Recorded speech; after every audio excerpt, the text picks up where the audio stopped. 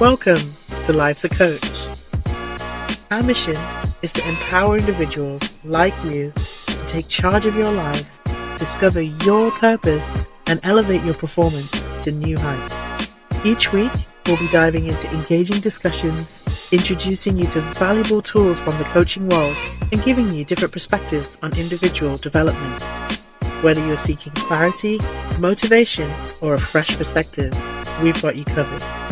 Again, welcome to Life's a Coach, where the power to transform your life begins now. Welcome to Life's a Coach, guys. How's it going? How's it going, Jean, Sophia? You guys doing good? Hey, all good. Back to the originals, right? Original That's crew. right. All good. Super. I'm so happy with this Yeah. moment today. I know, right? A little Just reunited shout again. out, right? Yeah. I know. Shout out to the original our crew. original A original big crew. shout out to the originals. Yeah. I know, right? How far have we come? It's been crazy the journey that we've been on, right? What With a the new ride. crew, and it's fantastic, right? And you Yeah. and Jean were just speaking in the background about another different thing when you came up, Eric, and I was thinking like, yeah, we are the originals. So it's so good to get to this moment where our relationship, the way we communicated and the way that we've been growing, at least I would say this together, as Absolutely. take us this far, right? We are still Yeah. here. That's Still right. doing 100%, this. So good. 100%. Completely agree, man. Mm. It's been a long journey, and yeah, I've loved to see the growth of Life's a Coach, but also the growth individually for all of us, right? So much has changed, but at the same time, the relationships have just blossomed, right? So I'm excited to jump in with you guys today. So for our listeners, welcome back to Life's a Coach. Today we have Jean, we have Sophia, and we have myself, Eric, and we're going to be jumping into a juicy one today. We hope you're excited. I'll present the topic, and then I'll have a bit of background on that. So the topic for our discussion today is taking light out of the darkness, building anti-fragility. So for those of you who are unaware of what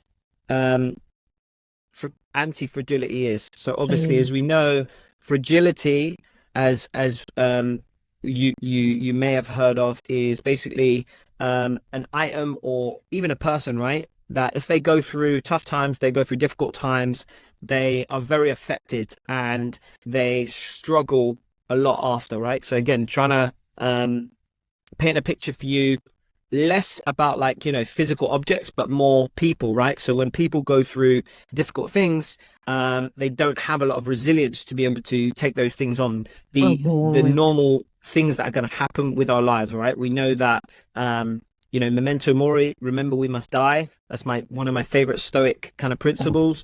So at a certain point in our lives, people are going to leave our lives, for example, right? So within that process, obviously you can build resilience, right? So a resilient person is someone somewhere in the middle, where when they reach a point where they are going through tough times, they are unaffected by those difficult times. So now they're able to deal with those difficult times. Now, the idea of anti-fragility is the other side of resilience, where now, instead of people now taking those difficult times and learning from them and not being affected, this now allows us to gain power out of our negative experiences. So now it's taking light out of the darkness. It's what happens on the other side of these difficult things happening in our lives. What do we make of them, and do we become stronger by these instances? Right? So that's just a brief intro, guys. I know you guys are excited to jump in. Why do you think, Sophia and Jean, this topic is important to discuss today, with everything that's happening in the world and just in our lives today? Any thoughts? Well, okay, I'll speak on it right away. Go for it. Yeah, I've been doing a lot of inner soul reaching. And I think that when life throws, I think I have to say life throws life at you. There's lots of joyous occasions, of course, and there are some real doozies, right? Personally, I'm like just recovering from a car accident. I've had a break in a trusted friend. Um, so these are like very deeply affecting occurrences in one's life, and everyone can name multiple of their own. But why it's important to come out of them, um, it's for two reasons. Number one, we have to go in them very deeply first, right? You know, the whole attachment theories of like, oh, the avoidant and, you know, the one that runs away, or there's so much research done on how how people's behavior is conducted after they've been hurt or something very difficult comes their way and they feel ill-equipped to deal with it. So I think these days, you know, life is so full, so busy, but also a lot of people are alone, right? We're left to our own vices, really, and devices. So having that reality, I feel that this topic is going to be a huge effect on people on knowing how to live to the fullest, right? Both in the experiences of life, but also in your own self-development growth. Really love it, Jean. Yeah. I don't have that much to add. I just agree with all Listen, you said. But what this is really to you, Jean? Like you were mentioning some setbacks on your life recently, car accidents, something with a friend. How would you say that it shows in you the anti-fragility part or the resilience? Yeah, you know, I'm currently reading through a book called The 15 Commitments of Conscious Leadership. In there, I'm learning a lot about, you know, how one shows up in their own leadership, right? Self-leadership. But then also, how do I show up in my relationships, whether it's professional or personal? So I think we all tend to, I guess, like connect very deeply with our inner child. You know, how you react is how you kind of learned, right, to survive and to thrive, maybe even in your childhood, in your teenagehood, in your young adulthood. And I think as you progress in life and as things, well, maybe I shouldn't say that, things might, you know, throw harder curveballs. Some people have very difficult things to deal with when they're young. But as things are thrown at you in life, in your more mature years, there's more expectation for you to know how to handle them. So I think at this point, you know, I expect a lot more of myself. And I think that's why this whole like the anti-fragility, you know, it's my choice, right? Now I feel like I have a choice. When something happens, how do I A, welcome it, B, interact with it, and then C, elevate from it, with it. And so those are very, very conscious decisions because I, as a human being and connected with my inner child, can easily just shut down or say, poor me. This is what the book has taught me. It's like a poor me, you know, something that happens through me and something that happens by me. And the final elevation is something that happens as me. As me is the final destination because I have so developed my own sense of, you know, confidence, management of my own emotions. And then in particular, that's what I say about showing up. How do I show up in front of others and not just in private and not just in my own world, i.e. shutting down, right? Shutting down and not feeling anything and casting people out or feeling like life's against me. So those are the ways that right now that I'm processing both situations. One is much more physical and one is much more emotional. Wow, thank you for sharing, Jean. I loved what you said on how we react to things. right? How do we see these things coming to us, and how do we react to them? What is our self-awareness towards that situation, that person, that relationship? And sometimes it's difficult to step back because we are in the middle of that. I don't know how to say it, but in the middle of the situation, and it takes a lot of us to do that step back and to see, okay, this is not happening to me. This is happening around me. How am I going to show up in this situation?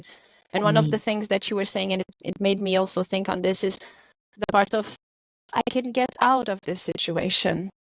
Even if if I had a very difficult past, if I had a lot of difficult situations in my life, where am I now? I overcome them. And it's that part of believing in ourselves.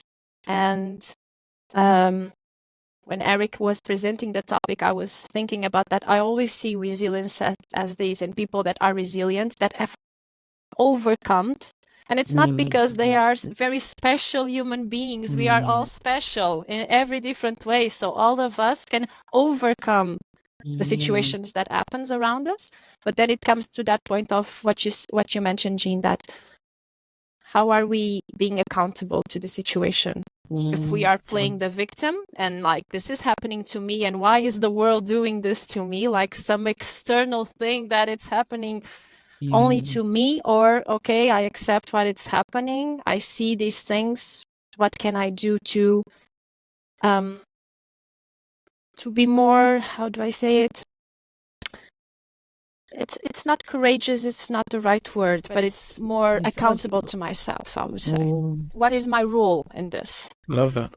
And I would add to that, and you said something, Sophia, right? When you were saying about this is not happening to me, it's almost an idea is this is happening for me, right?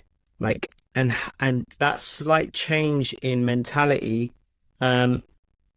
the ability to take something positive out of any negative experience. I've come back to this story maybe 50 times in this podcast, right? But I'm going to bring it back again. The man and his horses, right? Remember where, again, Jay talks about it, right? A man buys, a horse for his son, right? And they, brings it into the village, and everyone's like, oh, look at this amazing horse, fantastic, and the guy is the person that we want to be, right? Because he never judges anything positive or negatively, right? And this is the idea of this kind of neutral thinking mentality, I think, where throughout the story, good things happen, and bad things happen, right? So his son falls off the horse, right? So everyone thinks, oh, bad horse, right? And he's like, no, okay, maybe not, okay, good horse, bad horse, no one knows. And then, his son breaks his foot, falling off the horse, but then the army comes to try and recruit him for the army. He can't go to war because he's got a broken foot. So, Alex Hormozy says this: if we look on a long enough time horizon, then we really don't know if something's good or bad, right? Definitely. So if we have that mentality and understanding that not to be so reactive about things that are happening to us, right, then we can truly learn and grow from the things that are happening for us, right? If we just have that mentality, even if it's something challenging, right? And of course, I'm not saying to not go through the grieving process and the process of regaining, that strength and the grief that you need to go through. That is a human part that I myself have,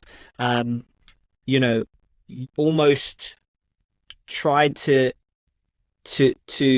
like try not to go through. You almost like skip steps, and I've done that in the past. So you need to go through that process. But on the other side, if you can have this mentality that Sophia's talking about, that how can I reframe this to realize that this is happening for me? What positive can come out of this experience? Then, as you said, we can truly build this anti-fragility, so that now, and again, we're talking about these on a number of different scales. Like, let me say, obviously, Jean's example of, really big life events, right? A breakup in a relationship, right? A loved one dying, right? These things are the massive parts of our lives that are, it's going to probably take years for us to see anything, I'm not even going to say positive, right? But some kind of meaning out of these negative things happening to us, right?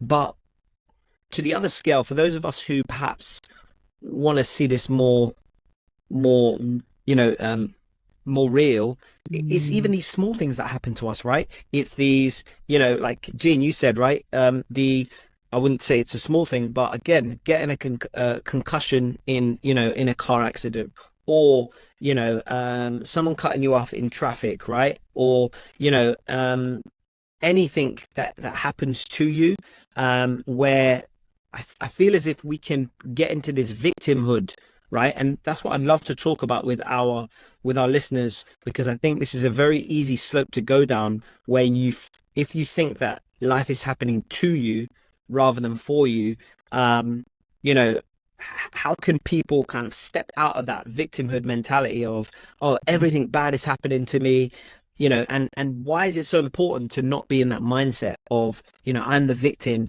and, everything bad's happening to me? Any thoughts there on maybe experiences that you've had in the past of that? Well, I think I'm reminded of this. You brought in the analogy of the Chinese story, right, of the horse. And I'm also reminded of just a very simple story about the attitude of a farmer going back to the land, because maybe where we all start off is not as a farmer, but as somebody who feels like well, I'll just say you're God, because you can control the weather, you can control the pace at which the seed grows, you can control keeping the birds all out so that all of your harvest is for you, on and on. But a very humble attitude, like a farmer. It's, you wake up, you do what you've got to do, rain or shine, right? We know whether, your harvest grows, it doesn't grow. You've got thieves that come into your land and take all the fruits of your labor. But I feel that, if that is your mission or calling in life, that the only thing you are responsible for is to wake up every morning and put on your boots and get outside and tend to the animals and the land and whatever is your responsibility for the day. And everything else is not, I won't say like not within your control, but it's a gift, right? It's a gift, or it's a difficulty that you have to just absorb and not welcome. I'm not trying to make a sadomasochist, but to just acceptance. I think that's what it is. So Absolutely. we, in this time of our world age, we have so many ways of feeling that we are in control, right down to how life starts, right? Even down to that aspect, which again, I'm not poo-pooing on, like, technological advancements and all the convenience that we have and the ways that we actually can use more resources to, pump up our life. However, what's lost is that humble attitude of, I cannot expect perfection, right? Like, it's like if something bad happens, like, I don't know, well, we'll use your example, Eric, like someone cuts you off in traffic. This kind of rage that comes out in people, that's like, how dare they? And, it's like you take it so personally. We have no clue what that other person was going through. Maybe they were just rushing to attend to somebody in the hospital. Like, all we think is they're such an asshole and they're just, out to make my day miserable. So already our I guess our negativity is flawed, but then so is just, that's life. This is human behavior. How do we live our life with this almost chosen nonchalant attitude of, we had that license plate before, right? Shit happens. That bumper sticker, shit happen. That's life. Mhm. So where have we not grown in our human development to be like, you know, life is messy, and we should expect there to be rain and shine and, you know, thieves coming in to, you know, take our labor. So I think that's where as I grow older, I'm trying to get back there, you know, and that helps with also, and this is why I'm saying my concussion's a gift. As you grow older, you also have more physical limitations, right? You don't recover as quickly, or you don't, you know, maybe you can't run the 20K, but you can only run 19K. Like, there are further limitations. So something like a concussion and a bodily injury really help you to recalibrate that and say, hey, I'm going to show up as I am, no matter, you know, no matter what the rain or shine or thieves taking my fruit of labor is gonna be present. Love them. Love Love that, them. Jean. Yeah. And it brings me back to two concepts that I think that we as human beings, as humanity, are losing, or at least because like Eric was mentioning, when you are in traffic and someone cuts you, or even you, Gina, and things happen like that you cannot control. The thing is, as human beings, we believe we can control, but everything is out of our control. The only thing that we know is what is our conscious to do the best we can with the situations that are presenting to us. And the two concepts that I wanted to bring here is, one is empathy. As you were saying, Jean, you don't know what's happening on the other side of the road when someone cuts you in traffic. What's happening to that person? And one of the things that I've been trying a lot to do is think of that in my mind. I don't know if that person is going to a difficult situation or not, but at least I give that possibility to that person. I think it makes me feel better. I think maybe they did this just because they are going through something very hard. So I'll be empathetic with him, because that makes me feel better. Yeah. Because if I go and just be angry with that person, neither of us will win in that situation, right? And the other concept is being patient. Because as Eric was mentioning, we don't know what this situation in life is teaching us. If you practice patience, if you practice gratitude, and this is something that I do daily, because gratitude brings everything to your life. Patience, kindness, empathy, respect, compassion, not only to others, but also to yourself, especially to yourself. So if you practice gratitude with the difficult situation that you are in and be patient, you will see what it brings back. When you were both speaking, the book that came to my mind was, and helped me with this, I think that it says The Power of Your Unconscious Mind. I think it's like that you say in English.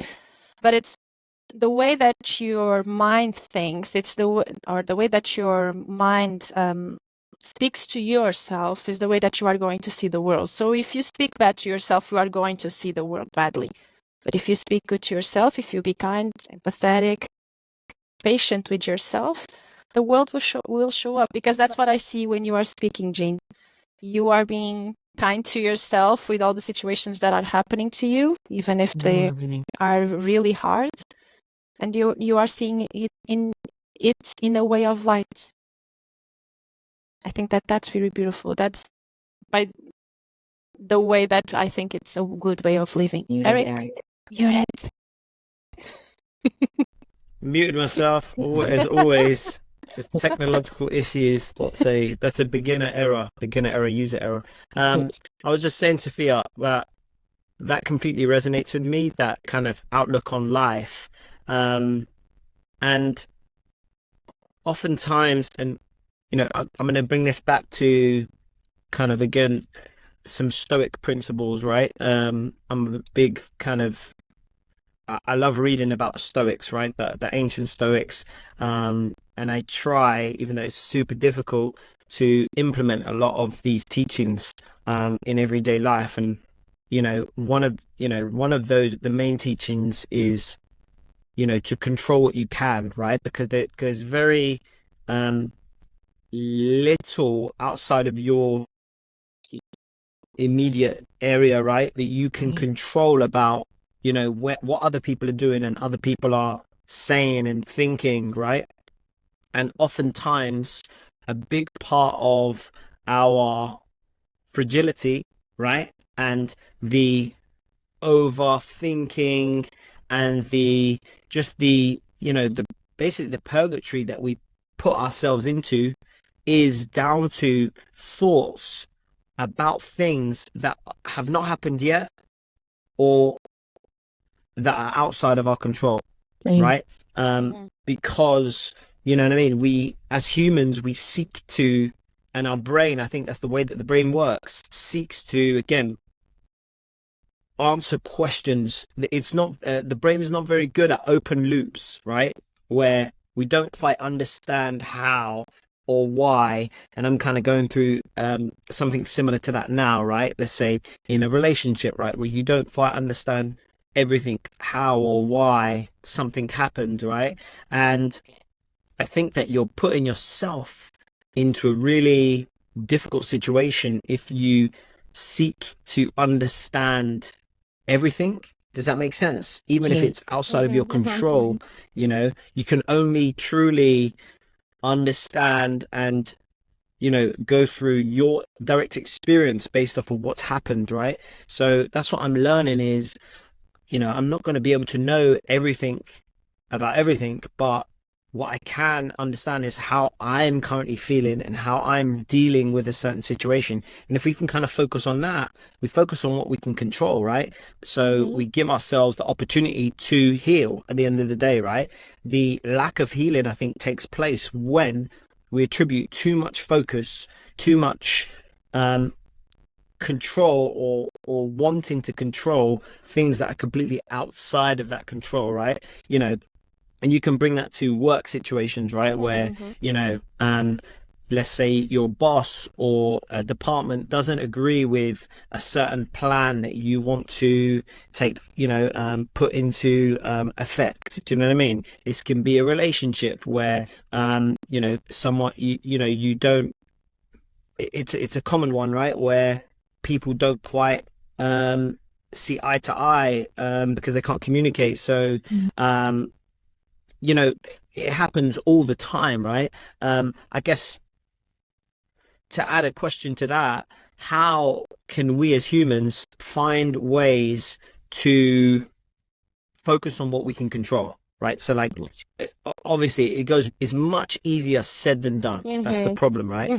But we always, as humans, we want to like just possess everything. We want to, how do we, as Jean said, have that radical acceptance of just what will be will be? Do you know what I mean? Like what is going to happen is happen. A lot of the things I'm not going to be able to control. Any thoughts on how people can learn that, almost that discipline, right, of just acceptance of what's happening? I would just go first with that word that you said, Eric. It's about discipline. So it's not something that you do today and then in 10 days you come back to that mindset or to the realization that I cannot control everything that happens. I think it's daily, it's hourly. With things are happening all the time. Life passes in a second. As we know, what happens, how we are now can be very much different than how we will be in 1 hour. I know that, for example, after having this conversation with you, some of the things that are happening in my life, I will see it very much differently just because we are taking this conversation right at this moment.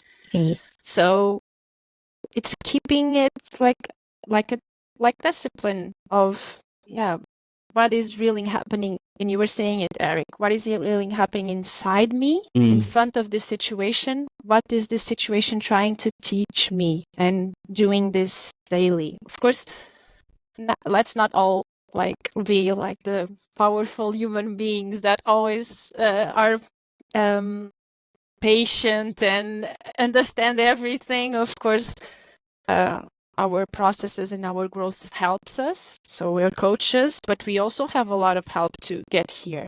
At least I know I have, from being with you guys, with my therapist, with other coaches. This is a constant work. So it's a daily work. It's not something that just happens like this. What's your thoughts, Jean? I love that. I love that you drew that word discipline out. I completely agree. I'm thinking about back to my farmer analogy, because that is a true discipline, right? To get up at the same time. If you're a dairy cow farmer, you must milk the cows, or else, they say they will explode, right? And I think that is, again, it is a choice. And then, as I actually am just starting a weight loss and belly blast program. And the biggest motto there is that, it's your daily habits that create your health. It's not a state, right? It's so easy to kind of feel like, I am healthy, or I am fat, or I am, but it's like looking at your again, discipline and accountability on a daily basis. What is it that you do that allows you to be where you are, whether it's good or bad? So I love that you brought the discipline aspect into the how you show up, right, in for the world. That's fantastic. I think it's Ryan Holiday has a book called Discipline is Destiny, I think, maybe. But I think is that you're talking about it kind of it speaks to the importance of, in today's day and age, that ability to, sit with oneself and be mindful, right? The ability to be mindful.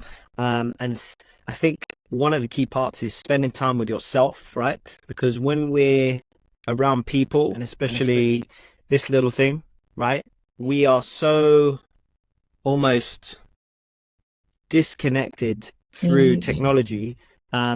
So we really lose not the ability, right? But we're so kind of connected to everyone else and everything else that's going on, that we, to the outside world, basically, that we forget about the need to connect with ourselves, and really to come to terms with our lived experiences. As Sophia said, I think journaling is a massively important skill, because that's your ability to be able to reflect on how did you feel about the big thing that happened today, right? Or what was the biggest thing that happened today?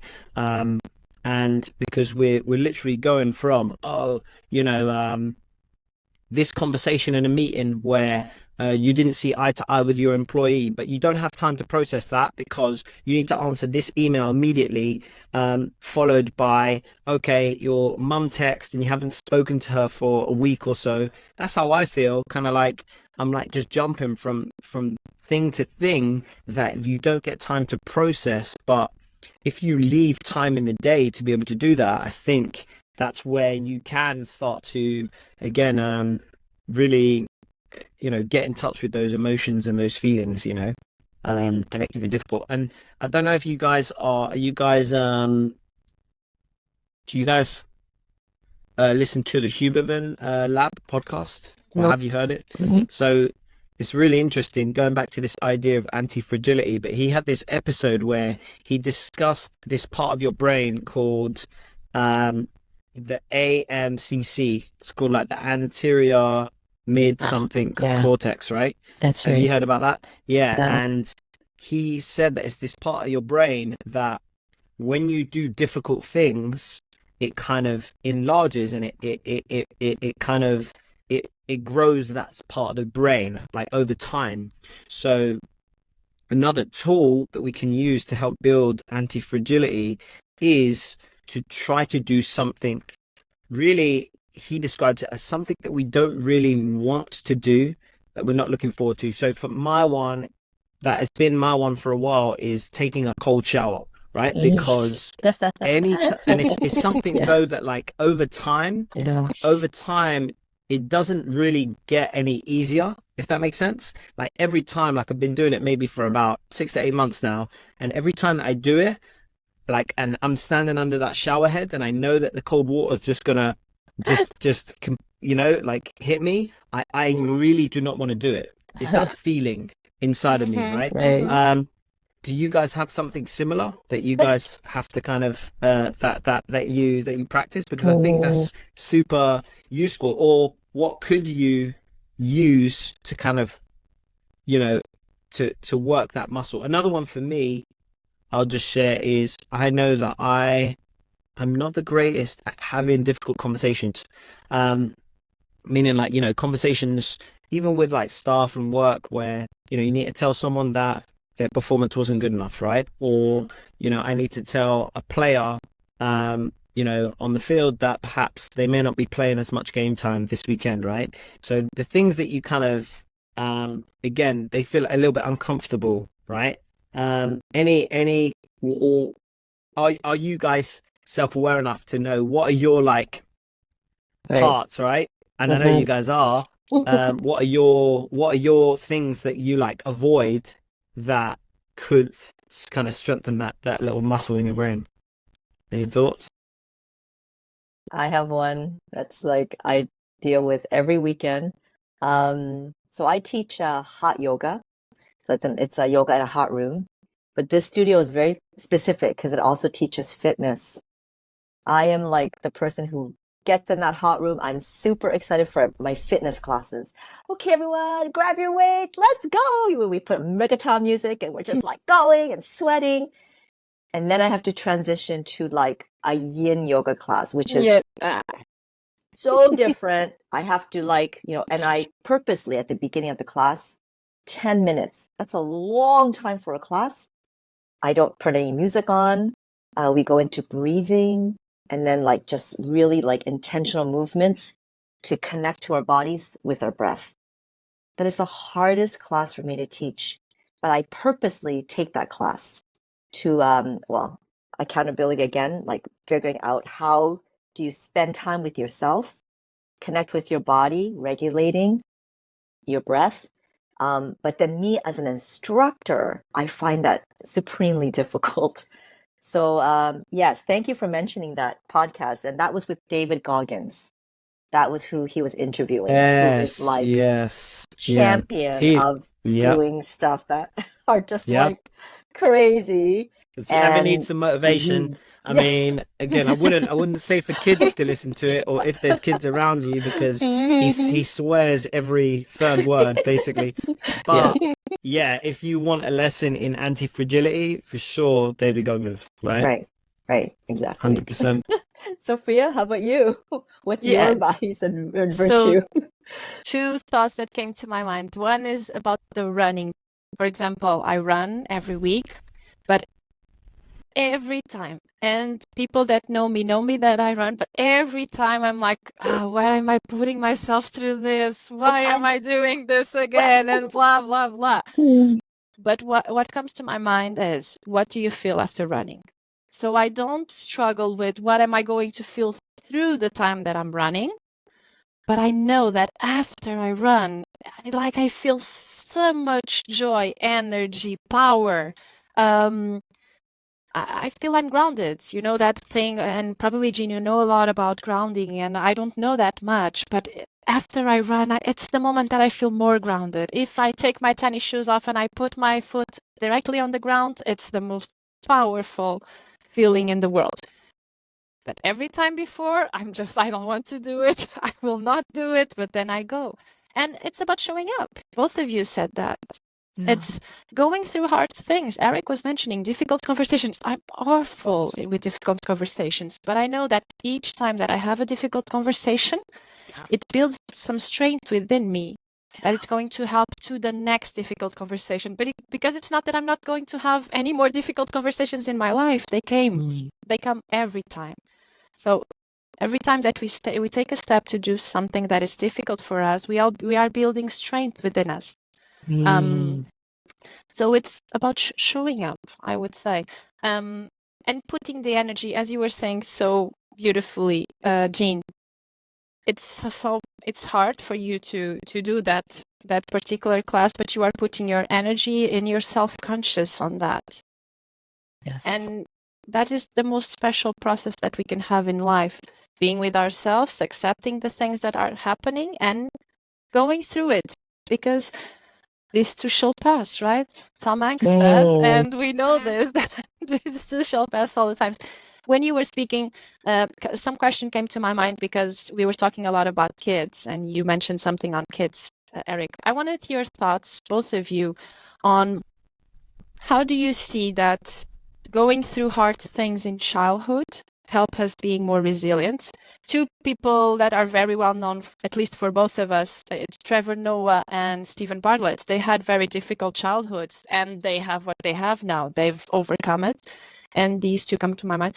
So my question would be, is this like something that defines you?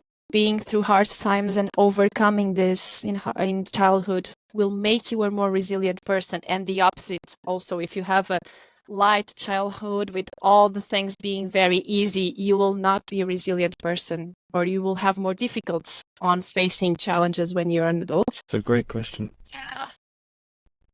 I would say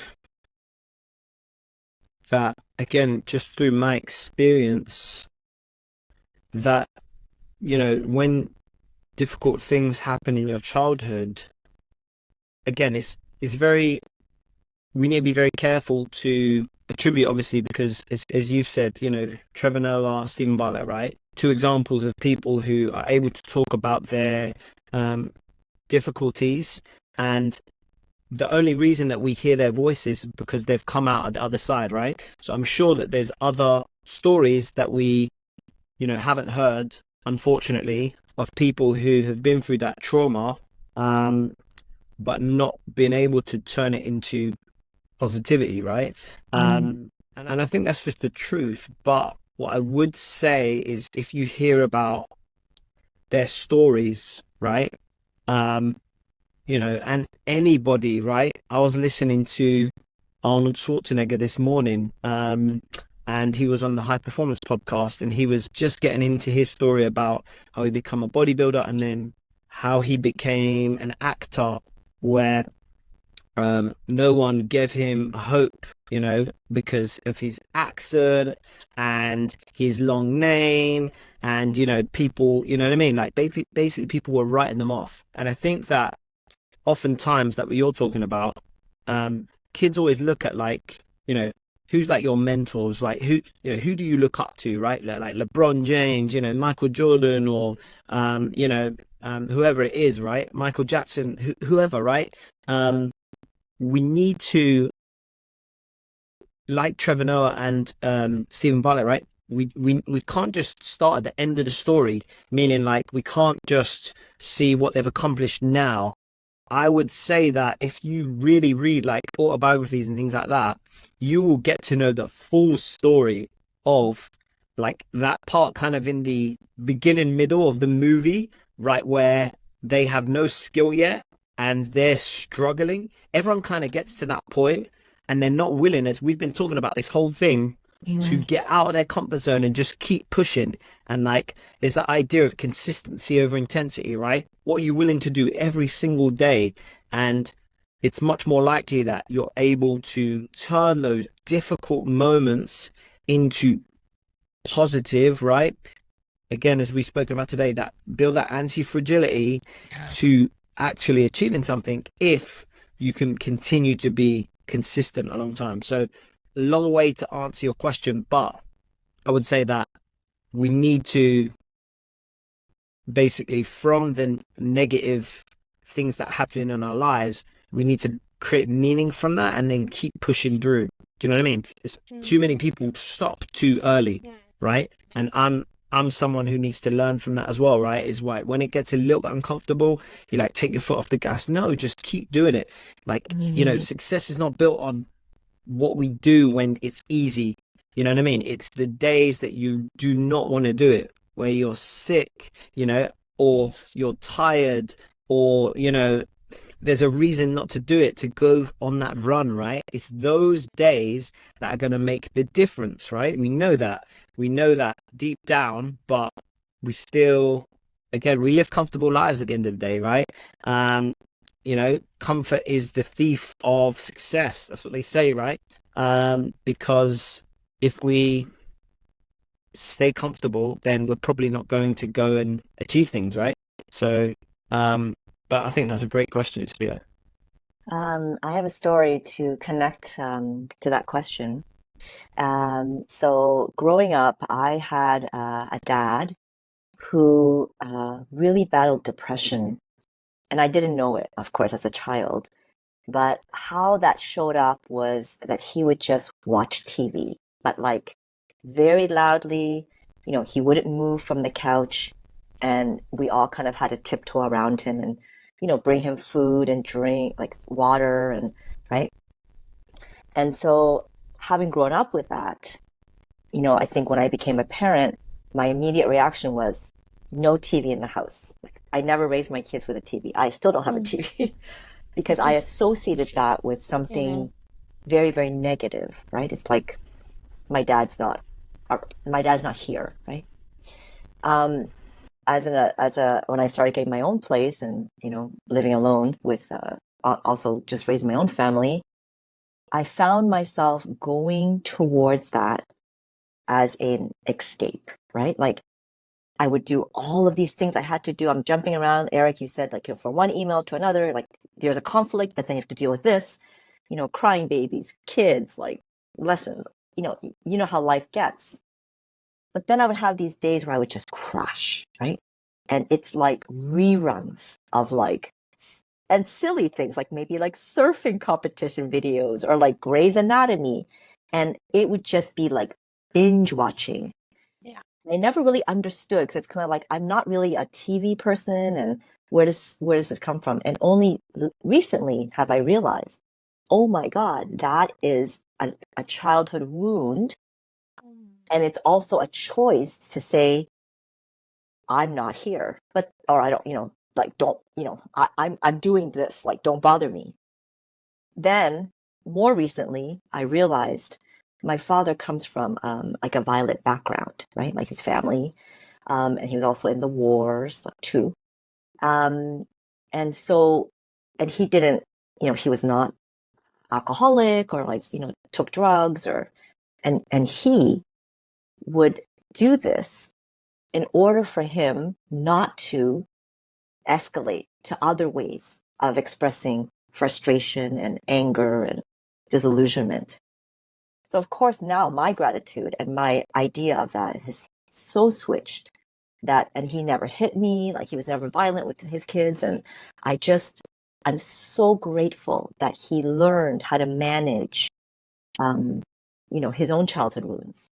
Now, I'm not saying that, I'm excusing myself now to say, hey, like, it's okay for me to shut down and, tell everybody I'm not here, I'm not available.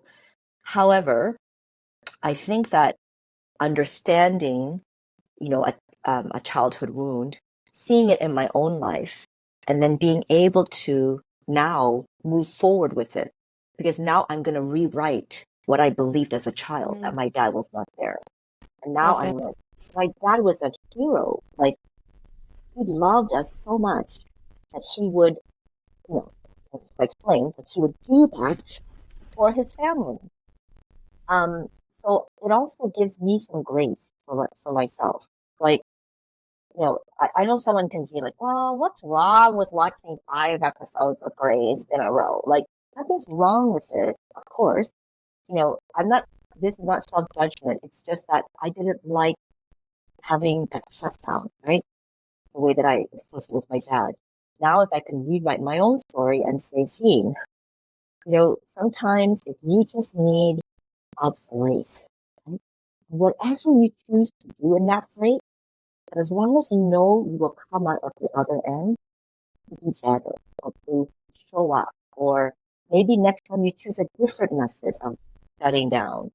Maybe it won't be 5 episodes. Maybe it'll just be 2 episodes. Like, there are always ways for you to have empathy, like to say you must empathy to yourself, and discipline, right? Because I could literally sit there for 24 hours and 12 hours, but maybe I'll just choose to watch it for 6 hours, and then maybe next time it'll be, 6 episodes, which is not 12, like not quite 6 hours. So I just feel like, Eric, this topic, we can create, we can imagine like something is dark, right? Again, my dad watching TV, it was darkness. Now I've understood the light of it. Then I can move on to how do I now build up this anti-fragility in a way that I'm able to incorporate all of my childhood wounds, my adult behaviors, but then also my own development and my future self, being that resilient person that you had mentioned, but also not having to shut down for long periods of time, but giving myself the grace to shut down with discipline for shorter times. I love I love that, that. Jean. Thank you for sharing. Definitely. Too. I love that. Such I a love that powerful message. self-awareness as well. Exactly. Yeah, Yeah, I you love do. that self-awareness as well that you were able to learn from. Do you know what I mean? I guess past triggers, past trauma, right? To be able to now, you know, learn and try and guide your own process, right? Which is incredible and a great kind of testament to your kind of self-awareness, I think. All right, guys. Just to kind of wrap it up, I'd love to kind of get your final word on what you'd like our listeners to leave with today with regards to an overarching thought, or overarching idea that you would want them to leave with today based on building anti-fragility. I will end with the idea that I've recently I joined a men's group. It's called the Alliance with Connor Beaton, and through that we do kind of like different tasks throughout the week. And I'd never really done breath work, but I started trying Wim Hof breath work, right? And through Wim Hof, there's part of it. It's kind of like you go through the breathing, kind of through the chest and through the belly, and then at the end of those, on your last breath out, you hold your breath for up to like 90 seconds. And what that has kind of taught me is that, finding your edge, finding the edge of your comfort zone where things get difficult and you feel uncomfortable, and knowing that you can do hard things. Obstacles make me stronger. Like when I'm doing that, the first like couple times that I did it, I like felt lightheaded. My fingers were tingling. I felt really uncomfortable. It's like I felt like, I kept like moving around even though I'm holding my breath because I felt like I was suffocating. Do you know what I mean? It was, especially when I was doing that minute and a half breath hold, it was super difficult that first time. But it taught me, it's a perfect metaphor for life, right? Where again, this anti-fragility, if we can find our edge, find where life is getting a little bit difficult, and we can just pause, right? Can we just pause? Can we accept and go through that edge and basically meet it on the other side, accept that? Then we're getting to next levels of performance and self-awareness. So that's what I would say, just as a kind of final thought. Any thoughts, guys? Yeah. I'm making it now very much more simple because I love what you said, Eric. I would say just take your shoes off, go outside, put your foot on the ground, place your hand on your chest, breathe, and see what's happening outside. Because when you look to exterior, you will see that the world keeps moving on, and you will not lose yourself if you put your feet on the ground. So I will make it just like this final message to our listeners. Jean? Love those. Love them both. Oh, I'm going to incorporate those in my own life. I go back to the farmer, and I go back to me as the mother. Set up things in your life that keep you accountable, that make you have to be disciplined. Farmer with his cows, mother with my kids, so that you must be better. Sometimes it takes force, right? And it's your choice. You set up your life and you set up the people in your life that you want to be better for and that you have to be accountable to. We are not an island. I can't do this myself. As much as I can say I want to love myself and be better, I need more. I need to have relationships and I need to want to show up the best form of myself for me and for the other. So, yeah, I would say as an advice, if I can, do that. And then finally, just for yourself, like love yourself, like want to be better. That's it. It's what we're here for. Thank you. Wonderful. Fantastic. Thank you guys for jumping into anti-fragility with me today, Jean and Sophia. It's been a fun one. What's something fun you're going to do this weekend? Anything fun? Haha, got you thinking there. No, it's just like I'm not supposed to be dancing when I have a concussion. I know, right? Hey, just dance in your living room. Dance in your living room. That's fine. Hey, Instead of going for 3 hours, I'm going for 30 minutes. love it, love it. Hey, That's see, That's it. perfect, perfect. I love it. Fantastic, guys. Listen, Good. listeners, we hope you enjoyed our chat today with Jean and Sophia. Hopefully you gained something. Let us know. Let us know what you enjoyed. What was your biggest takeaway, and share with somebody who might be able to get something out of this. From our Life's a Coach crew, we'll see you next time. See you guys. Thank you. Thank you for joining us on today's episode of Life's a Coach, where our conversations aim to empower and support your personal growth. Until next time, remember that personal development is ongoing, so keep exploring, keep learning, and keep living a life that aligns with your true purpose. Take care, and we'll see you on the next episode of Life's a Coach.